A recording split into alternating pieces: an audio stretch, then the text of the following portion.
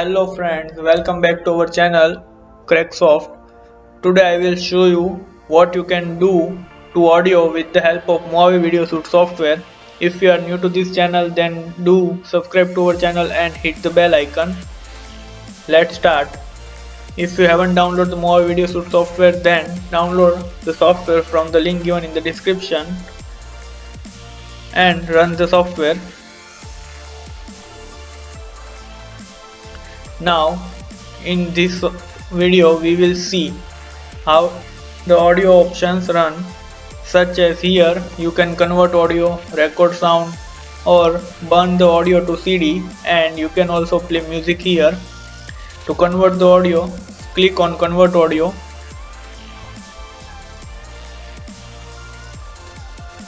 Now drag or import any audio file here.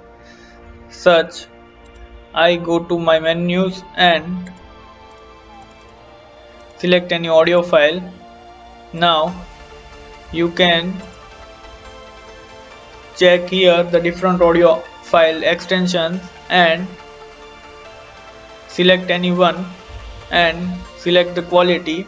Now select the output folder from here and click on convert.